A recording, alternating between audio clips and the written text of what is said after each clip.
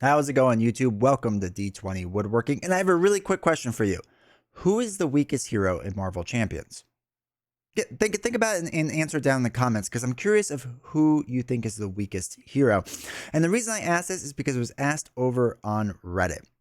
So over on the Marvel Champions subreddit, somebody asked, who is the weakest hero? This can vary from doesn't do much damage or can't remove threat that much, or just generally weak all around.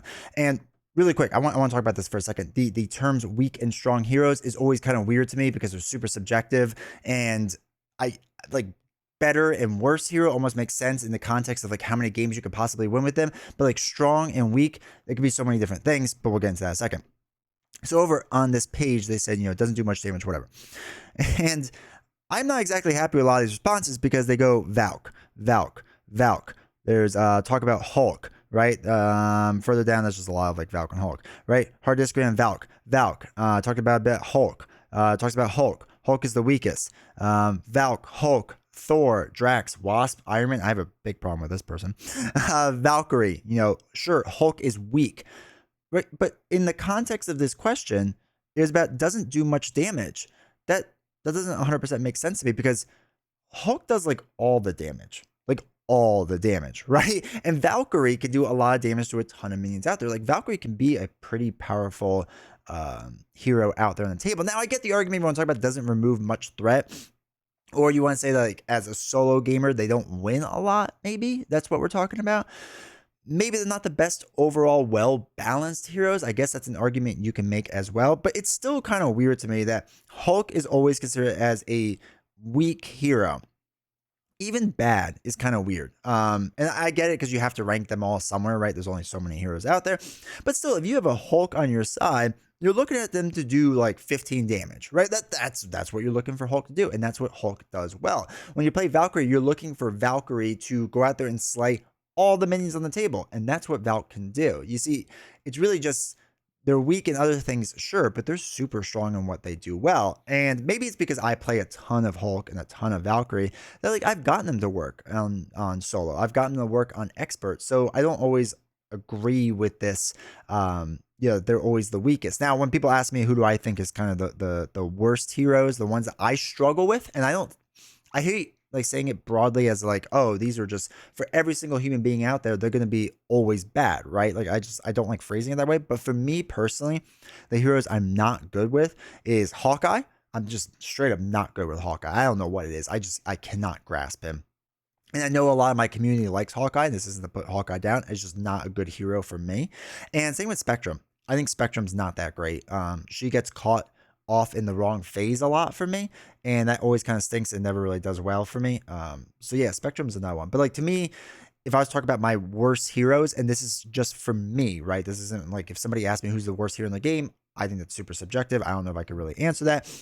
But as far as for me, those are probably the two worst. So also, I need to point out, I don't know if I could find this that fast, but down here, after that list a bunch of whatnot, somebody said Groot. Groot is OP, FYI. Okay, anyway, so let's go on to the next one. Somebody played a 4-player X-Men game against Sentinels. And I thought this was kind of an interesting post because, they talk a bit about how long it takes and all that fun stuff and whatever. And how they had a ton of fun. And this kind of goes back into the theory that I've talked about in the live streams, maybe in other videos, of just X-Men. At least these 4 heroes are very much geared towards playing as a team. And thematically, it makes a lot of sense, right? They're all geared toward playing as a team. And I get it. And it makes sense they had a lot of fun. I can't wait to play a 4-player game. I think it would be a lot of fun. I think they, kind of work really well together. But I thought the thing that was funny is Cyclops leadership. 100% makes sense. Phoenix justice. Sure, makes sense. Shadowcat protection and Colossus aggression. You see, the opposite of what the pre-con was that they gave us, which, like right now, if I think about playing Colossus and protection, I don't think not that I won't ever do that again, but like I want to play him in aggression, right? This is a guy who could swing for a ton. Let me do a lot of damage, right? Like, come on, let me do a ton of damage.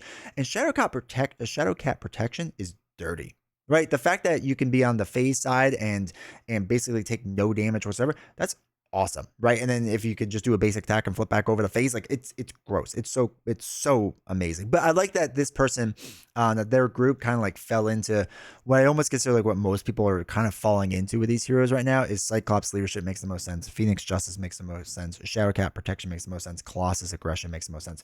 I think it's pretty cool. I think it's pretty neat. But I just thought that was kind of funny. And that leads me to my second question, right? The first one is who's the weakest hero.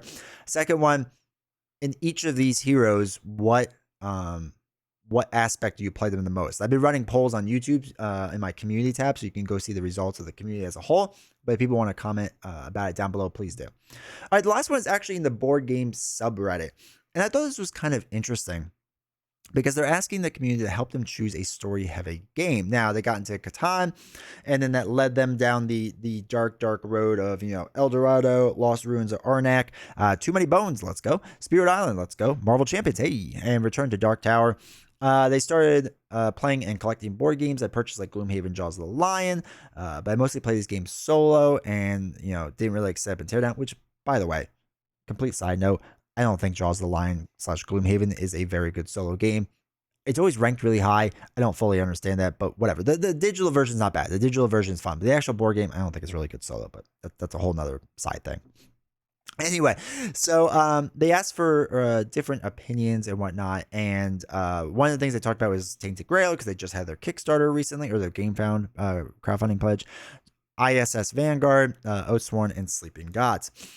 Now, I don't necessarily have a recommendation for this person, but it got me thinking that around the Gloomhaven days, right? Gloomhaven came out, and shortly after that, the pandemic, like season 1, 2, and all that stuff came out. All these story-heavy games came out, right? I think Tainted Grail was not long after that. And it seems like it's dying out a little bit. Like, I know Awakened Realms is still doing with Etherfields and the new Tainted Grail, but is it just me, or is like this like kind of genre of games, like really story RPG heavy games, is kind of falling to the wayside? Now, I know Frosthaven is coming out soon, and maybe that will revitalize things and get people's interest in it, but it's kind of weird. I don't know if I'm just not paying enough attention to games that are out there, but like even when they list Sleeping Gods, like, yes, there's story to it, but it's like so open-ended story that doesn't feel like what Gloomhaven is. Like, Gloomhaven feels a bit tighter with its story, right? Etherfields feels a bit tighter with its story. Sleeping Gods kind of felt more open and not like what I would consider like a really heavy story-driven game. Anyway, I was just wondering, am I just like wrong about this, right? Like, are there a decent amount of story-driven games out there that I just don't know about, or do you also see a decline in them? And maybe there's just a decline of interest. Like, are people not interested in it anymore? I don't know. That'd be interesting. Let me know your thoughts down below. But that's it for this Reddit reply. I hope you enjoyed it. And if you did, do me a huge favor, scroll down, hit that like button, hit subscribe, make sure to hit the bell to get notifications when new videos go live. And then finally, if you want to help out this channel, make sure to hit that join button. There's different tiered memberships, and that start at 99 cents that can help out this channel and help improve things. And I really appreciate it. So, all right, bye. See you all next time. Take care, y'all.